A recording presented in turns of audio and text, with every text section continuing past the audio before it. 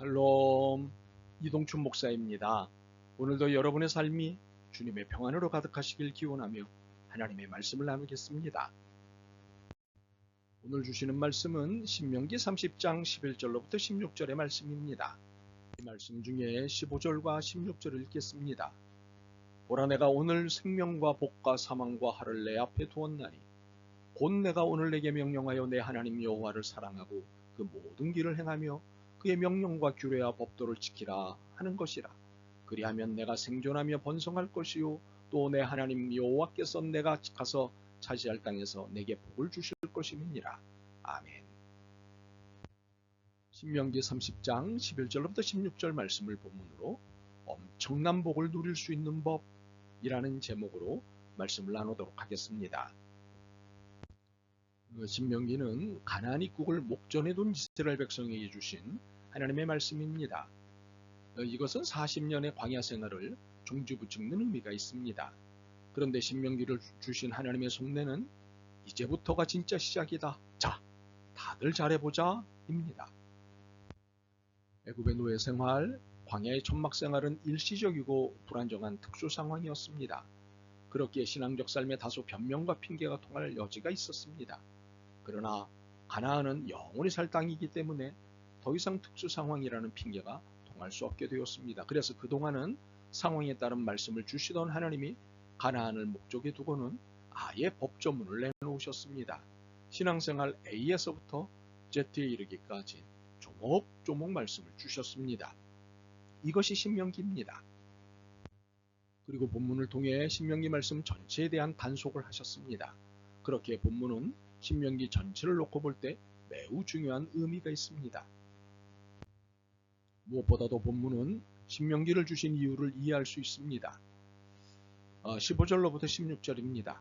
보라, 내가 오늘 생명과 복과 사망과 화를 내 앞에 두었나니 곧 내가 오늘 내게 명령하여 내 하나님 여호와를 사랑하고 그 모든 길로 행하며 그의 명령과 규례와 법도를 지키라는 것이라.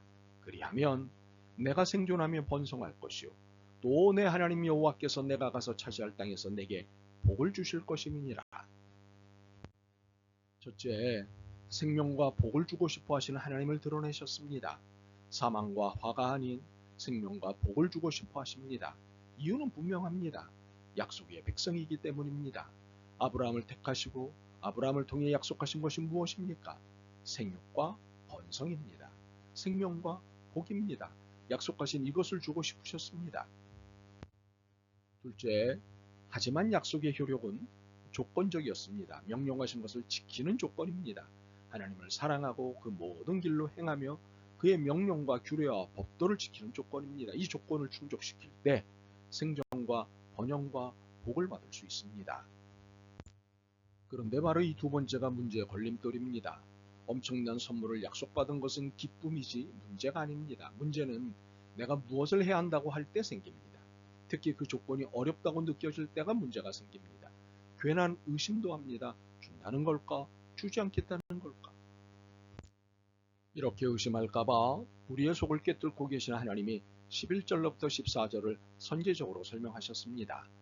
내가 오늘 내게 명령한 이 명령은 내게 어려운 것도 아니요 먼 것도 아니라 하늘에 있는 것이 아니니 내가 이르기를 누가 우리를 위하여 하늘에 올라가 그의 명령을 우리에게로 가지고 와서 우리에게 들려 행하게 하랴 할 것이 아니요 이것이 바다 밖에 있는 것이 아니니 내가 이르기를 누가 우리를 위하여 바다를 건너가서 그의 명령을 우리에게로 가지고 와서 우리에게 들려 행하게 하랴 할 것도 아니라 오직 그 말씀이 내게 매우 가까워서 내 입에 있으며 내 마음에 있은즉 내가 이를 행할 수 있느니라.